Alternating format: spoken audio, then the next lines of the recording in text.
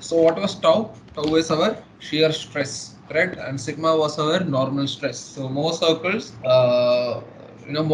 represented as system of stresses, and Moore's strength theory stated that you will have a linear relationship between these two. That is tau is equal to sigma tan phi, where phi was your beta max, correct? We saw that from various Moore circles in the previous class. So today we will see the Moore Coulomb theory. So it is a bit modified theory, which basically covers the cohesion of the soil as well. So earlier we considered only tau is equal to sigma tan phi. What is phi? Phi is nothing but our angle of internal friction of the soil. So in the first class we saw that the soil have a few components which contribute to its strength, right? So what were those components? Some of the soil strength is from interlocking between the particles. Some of the soil's strength is from friction between the particles, which prevents it from sliding or rolling over each other. And the rest of the strength of the soil is from cohesion between the particles. We saw that in clay soils, you will have predominantly cohesion between the particles, which impart the strength to the soil. And for sandy soils, you have this interlocking and friction between the particles. So that interlocking or friction is represented by phi, correct? The angle of internal friction, and the cohesion is represented by C. Okay, so in Moore's strength theory, we didn't consider this cohesion factor or C, and Moore's equation was tau is equal to sigma tan phi. So in Moore Coulomb theory, we will consider both of these. Okay, so Moore Coulomb theory, sorry, the initial representation of this Moore Coulomb theory was proposed by Coulomb in 1776, and it was later modified by Moore, and which is the most commonly used theory in shear strength of soil.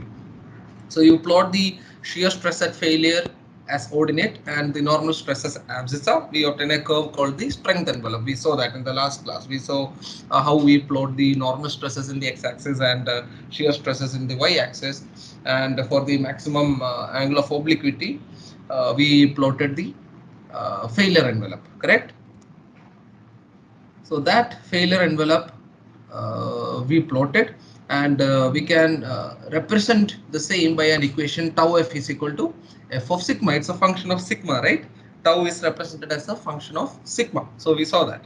So Coulomb assumed this relation to be linear, and he gave this equation to represent the shear strength of soil. So tau f is equal to shear strength. Tau f is nothing but shear stresses at failure, right? So shear stresses at failure is nothing but the strength of the soil, correct? Soil fails in shear. So the shear stresses at which failure occurs, we can call that the call it as the strength of the soil, right? So tau f is equal to strength of the soil, which is equal to C plus sigma tan phi, right? So tau s is a function of sigma, we know that, and Moore's equation was nothing but tau f is equal to sigma tan phi, but he didn't consider the parameter cohesion. So now the Moore Coulomb theory says that tau f is equal to C plus sigma tan phi. That C is nothing but cohesion of the soil. So we know what is sigma. Sigma is normal stress on the failure plane. C is the cohesion, and phi is the angle of internal friction. So we know the other parameters. The only new parameter I'm introducing now here is only the C, cohesion. And this Moore circle. Alright. So if you look closely in the previous Moore circles that we plotted, we saw that the failure envelope started at the origin, correct? At the intersection of the x and y axis it started, but now we can see that the failure envelope starts at a particular intercept on the tau axis, which is at C. You can see that the graph starts, the failure envelope starts, and of course that slope with the major principal plane, that slope with the horizontal, it was nothing but phi or beta max, right? So beta max is equal to phi. Beta max, the maximum angle of obliquity possible, will be the angle of internal friction of the soil. We saw that in the previous classes. So from that intercept C, if you plot your failure envelope with the inclination phi, which is nothing but angle of internal friction of the soil, that line represents your new failure envelope, and the failure envelope nothing but the system of stresses at failure of the soil. For a particular normal stress, what is the maximum possible shear stresses the soil can take? So shear strength of the soil. So now the equation of that line is nothing but tau s is equal to, or tau f is equal to c plus sigma tan phi, as you can see from the figure. So c is that intercept of strength envelope on the tau axis, and tan phi the slope of that strength envelope. So C and phi here, we can say that the shear strength of the soil, or shear strength of the soil, is represented by that failure envelope, correct? So that parameters that contribute to that, which will be C and phi, those are the shear strength parameters, right? So parameters that contribute or influence the shear stresses, maximum shear stresses in soil, those are the shear strength parameters of soil. So in this case, it is, you can see that parameters here are C and phi. So for different sigma, you will get different values of shear stresses, as you can see from the figure. So for, if you plot different points and join them, you will get that particular failure envelope. All right, so C and phi are constants, which are called the shear strength parameters of the soil. So they vary depending upon the type of soil. So if you are considering a sandy soil, your angle of internal friction depends upon various factors like the angularity of the particles. The particles are differently shaped, right? Particles are angular, subangular, rounded, well rounded, etc. We saw that in the previous semester. So depending upon that angularity, your interlocking will change. Depending upon the surface friction, the friction between the particle surfaces will change. So your angle of friction, angle of internal friction, is a function of all that, right? Then you have the other strength parameter, which is cohesion between the particles, which is basically the electrochemical forces acting between the particles, right? So which we saw in the first class, right? We mentioned that, we discussed that strength of the soil comes from three parameters. One is this cohesion, then you have interlocking, then you have friction. So that friction and interlocking is represented by this phi, and cohesion between the particles is represented by this C. So shear strength of the soil. Now from that concept, we came down to this mathematical expression of the same. C and phi are the shear strength parameters, and the shear strength of soil is represented by tau is equal to C plus sigma tan phi. So this is used to define the Mohr-Coulomb theory of shear strength of soil. So now here onwards, this is your basic shear strength equation. So you, even if I call you in your sleep and ask you what is the shear strength equation of soil, you should tell me C plus sigma tan phi. All right, so you should be that clear with this equation. It's very important. Okay. So he told that this strength envelope, also known as the failure envelope, so this is a curve that becomes flatter with increasing normal stress, as you can see in this figure. I told you in the previous class, we saw that it was a linear line like this, isn't it? It went on like this, correct? So it shows that with an increase in normal stress, your shear stresses also increases, correct? But I had mentioned at that time, this line will not go on infinitely, correct? So what was this sigma? Sigma is the normal stresses. And do you remember the basic physics figure that I showed you? You increase your normal stress, it becomes tougher to push that box. Do you remember? So if you keep on increasing your sigma, your tau basically keeps on increasing, isn't it? It was a linear relationship. But do you think if you infinitely increase your sigma, do you think that your tau of the soil, shear strength of the soil, it will keep on increasing infinitely? No, right? There will be a limiting value, right? So what happens? That curve basically becomes flatter and flatter with further increase in normal stresses. It will not increase, go on increasing infinitely. The curve will become flatter and it will meet its maximum tau, which was tau max. Do you remember? Tau max, where does tau max occur? It will occur at a plane 45 degrees to the pole, to 45 degrees inclined to the major principal plane. So this is how it occurs. This curve will keep on becoming flat and it will keep on becoming flatter, then it becomes a straight line. So after that, how much ever you increase your normal stress, your tau is not going to increase any further than that tau max. So that tau max was nothing but the radius of your limiting Mohr circle. Now can you correlate this? Practically, that strength, this curve is going to flatten out with time, and you will reach your tau max. All right. So based on that values of shear strength, now we can classify the soil into three. One is cohesive soil, next is cohesionless soil, and the other one is purely cohesive soil or pure clay. So can you tell me what does this particular figure represent? The first figure. So here if you look at this figure, you can see that there is a C intercept and there is a phi intercept. Correct? So this particular soil has both C and phi. So the failure envelope will look something like this. So it is a C phi soil. That soil has clay particles in it, which imparts this cohesion. It has soil particles in it, which imparts this friction. So it's a combination of clay and sand.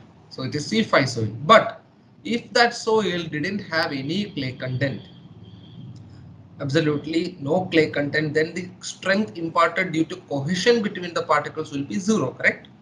So in that case, your graph will start from the origin, correct? No C intercept, isn't it? So in that case, your tau f will be equal to sigma tan phi, correct? Which is represented by this line. So there is no C intercept. So what can you understand from this particular failure plane? You can understand that the soil is purely sandy soil and there is no clay in it, right? But if you look at the third figure, you can see that there is no inclination to this line, isn't it? It's not inclined like this. It's a straight line.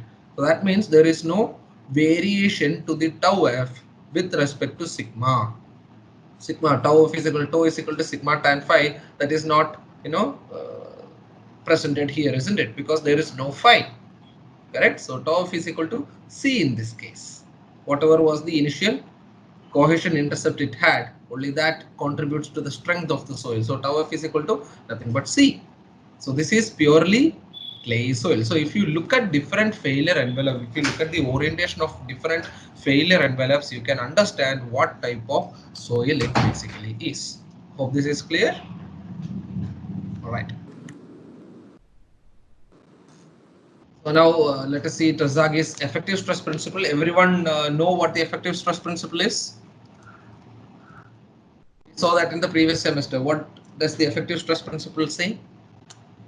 If you apply a load on soil, some of that load was taken by the soil particle. Load transfer happens through particle contact between the soil particles, and the rest of the stresses are taken by water in the pores, right? Pore water pressure. So if you apply a particular stress on soil, pore water pressure develops, and when that water dissipates, slowly that load is transferred from the water particles to the soil particles. So our equation was basically total stress is equal to effective stress plus pore water pressure. Sigma is equal to sigma dash plus mu, correct?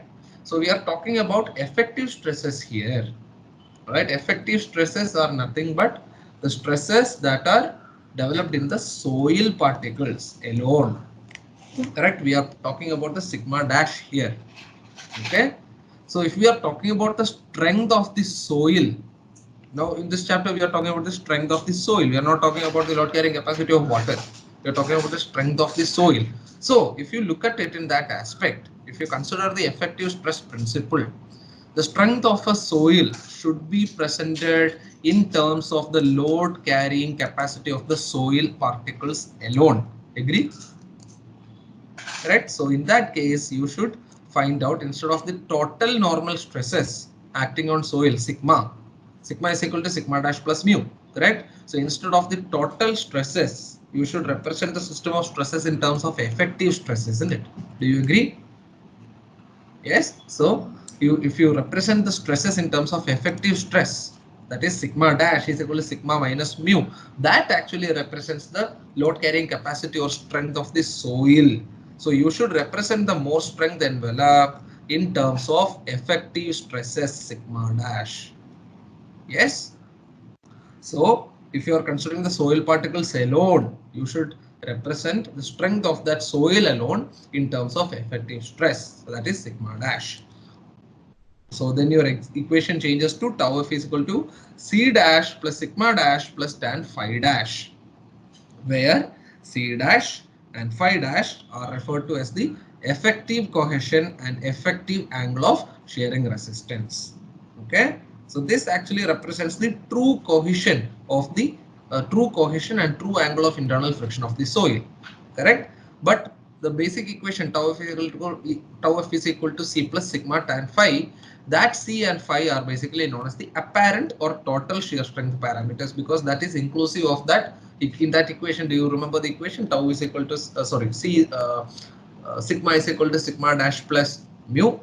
So the total stress was carried partly by the water, pore water pressure, and partly by the effective stresses. So that C and sigma, if you are finding out C and sigma from some experiments for the soil condition where there is water in the pores, you apply some load on that soil, some of that load will be taken by soil and some of it will be taken by water. And then if you plot your tau versus sigma, that curve is going to represent your apparent or total shear strength parameters.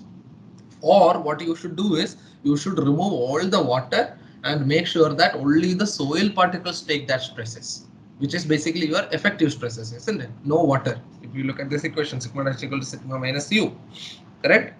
So you should consider this sigma dash, and there is no water then in that case your sigma dash will be equal to sigma.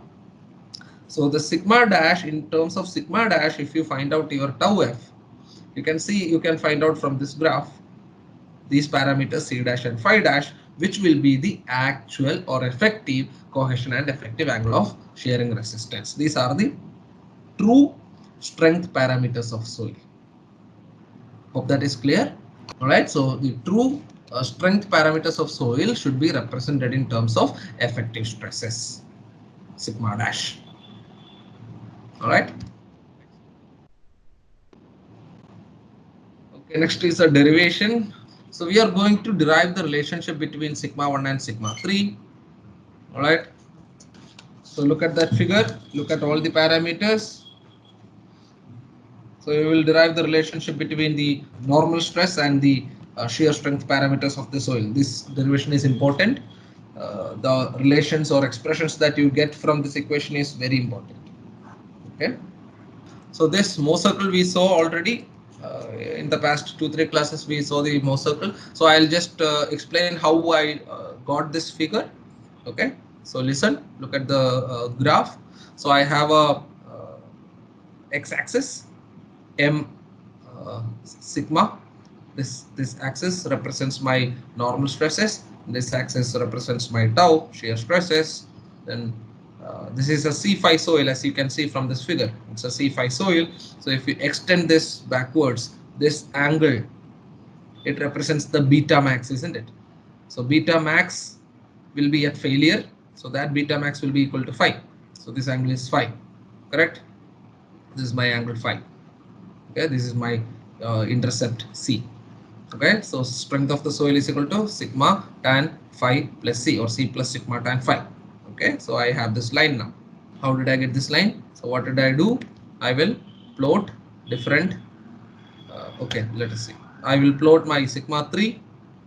I will plot my sigma 1. Okay, then I found out the radius of the circle, sigma 1 minus sigma 3 by 2. So sigma 3 plus that, I will get this particular point C.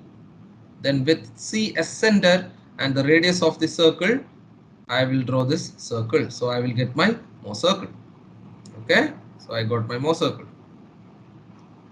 Right, I have my Mohr circle now.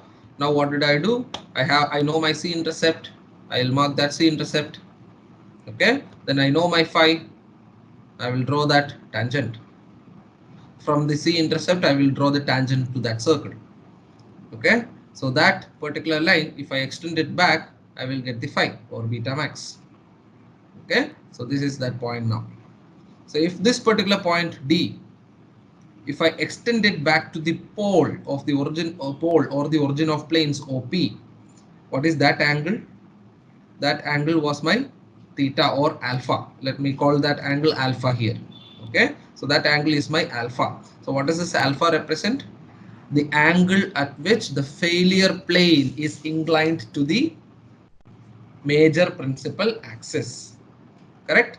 So in the first example that we saw it was a inclined at an angle theta, which represent the angle beta, angle BAC. Do you remember the first wedge? Turn back your pages and see if you have that figure. You considered a soil element, and in that soil element you had the major principal plane, and you considered a plane AB which was inclined at an angle theta, and on that angle theta you had a system of stresses of sigma and tau, right? But here at this particular point D, if you draw a line to the plane, if you draw a line to the pole, and if you find out this angle with respect to the major principal plane, that is your theta f, or here alpha, correct? So this angle represents the angle at which that plane on which failure happens, or the failure plane, it is inclined to the major principal plane, correct? So this angle is alpha.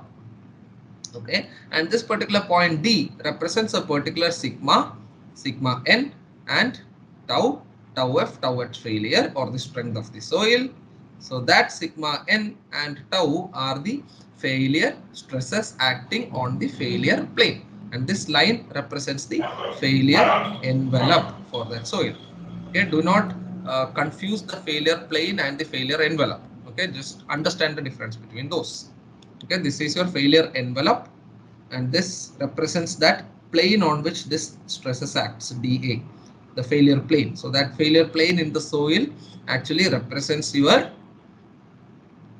plane on which sigma n and tau f acts, correct?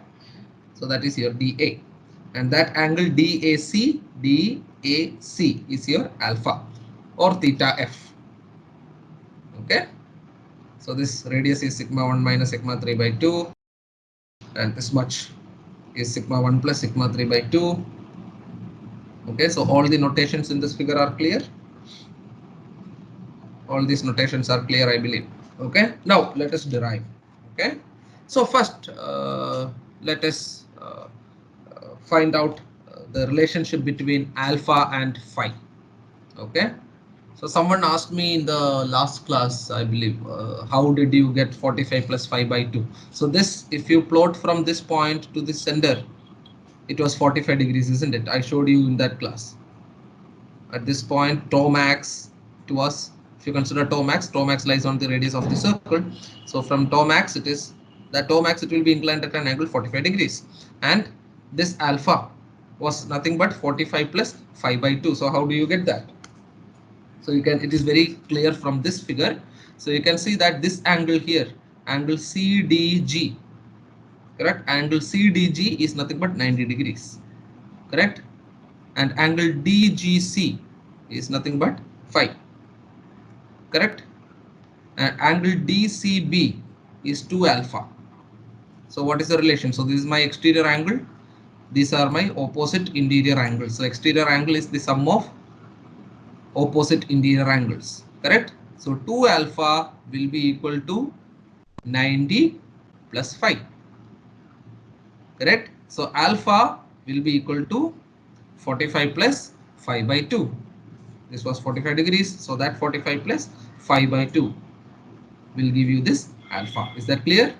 So you can see alpha is equal to 45 plus 5 by 2, correct? Now the same triangle, imagine triangle DGC. Okay, consider triangle DGC, this one. So what is sine phi or sine beta max? What is the sine phi? Sine phi DC by GC, correct? Sine phi is equal to DC by GC.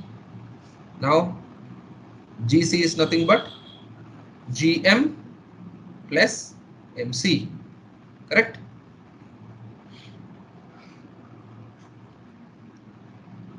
Yeah, so sine phi is equal to DC by GM plus MC, correct?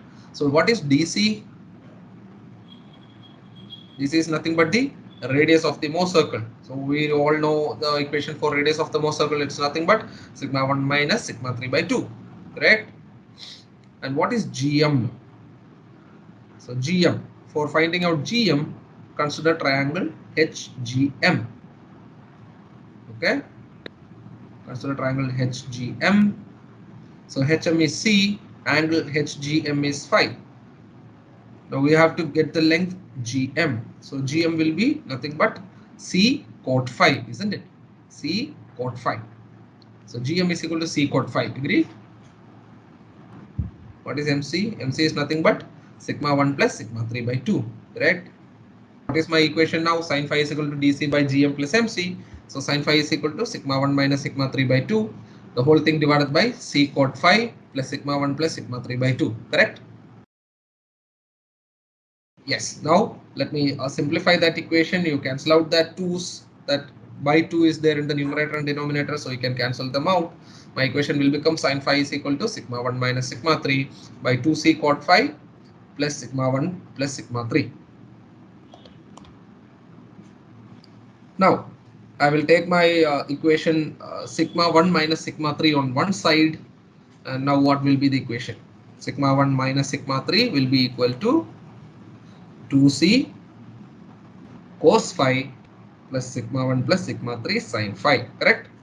So what is the equation now? Sigma 1 minus sigma 3 will be equal to 2c cos phi plus sigma 1 plus sigma 3 into sin phi. Correct? Everyone are there? Take sigma 1 into 1 minus sin phi on one side, open the brackets, and take sigma 1 and sigma 1 sin phi on one side. Okay, take sigma 3 to the RHS, take sigma 1 to the LHS. So what is the equation now?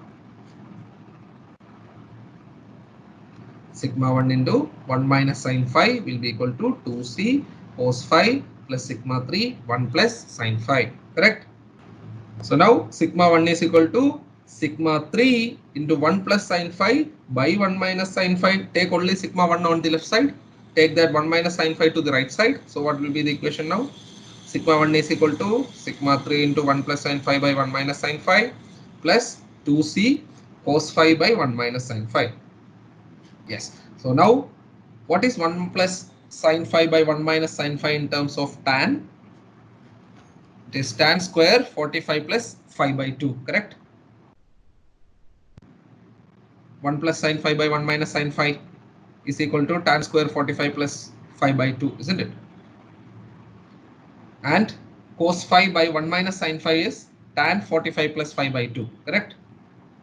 So my equation will change as sigma 1 is equal to sigma 3 tan square 45 plus phi by 2 plus 2c tan 45 plus phi by 2. Agree? Now from this point, from 1, alpha is equal to 45 plus phi by 2. We proved that earlier. Alpha is equal to 45 plus phi by 2. Now substitute that here. You have sigma 1 is equal to sigma 3 tan square alpha plus 2c tan alpha. Correct? Everyone got this? So this equation is very important. Represents the relationship between the shear strength parameters and the major and minor principal stresses in the soil. Okay. So this represents, it is sigma 1 only, it is now sigma 1 dash. So this represents the total stress criteria, so condition, isn't it? Sigma. That means there is some sigma dash and mu parameters in that. So the effective stresses, if you consider sigma 1 dash, it will be equal to sigma 1 minus mu, and sigma 3 dash, it will be sigma 3 minus mu. So in the drained condition, you are allowing that soil to drain the water off. Remember the spring analogy, you apply a normal stress, you keep the valve open. So when you apply the stress, initially some load is taken by the water as well, and that water slowly dissipates. So if you allow drainage, slowly with time, what will happen? Your mu will become equal to 0. So in that case, your sigma 1 dash will be equal to sigma 1 and sigma 3 dash will be equal to sigma 3, representing the effective stress conditions. Clear? Is this derivation clear? Very simple derivation, isn't it? So if you plot the Mohs circle for purely cohesionless soil, that is purely sandy soil, you can see there is no C-intercept, there will only be phi. So if you plot it, you can see this. So this line represents the shear strength of the soil. S is equal to sigma tan phi. These are the system of stresses. You can see the alpha plotted here. You can see 2 alpha. This will be the condition. Correct? We saw this already earlier. And for a purely cohesive soil, you can see that shear strength is equal to nothing but cohesion of the soil, which was this intercept. So you plot this, you can see that alpha is equal to 45 degrees in this. Tau max is nothing but equal to cohesion of the soil. It doesn't matter how much ever normal stress you apply, your tau max is going to be the same throughout, whatever be the normal stress you are applying, because now you should think about it practically. In the other case, in this case, listen carefully, in this case, if you keep on increasing your normal stress, this is sandy soil, right? Sandy soils are angular, it is rough on the surface. So if you keep on increasing your normal stress, what will happen? The particles will interlock more and it will become more and more difficult for it to shear over each other or roll over each other. That is why you keep on increasing your normal stress, your shear stresses also increases. Correct? Agree? But in the case of cohesive soil, now imagine practically cohesive soil, there is the strength is not imparted from interlocking between the particles or the friction between the surfaces. It is strength is imparted due to cohesion, right? It is due to the electrochemical forces between those platy clayey particles, right? Negative and positive charges on surfaces and edges, isn't it? So how much ever normal stress you apply, is that going to affect the strength of your soil? No, right? So you can see here, whatever be your normal stress, your shear strength or the shear stresses for whatever be that normal stress, it is going to be constant throughout. Is that clear? So this is the Mohs circle for purely cohesive soil and this is the Mohs circle for purely cohesionless soil. Is that clear? Right? Thank you.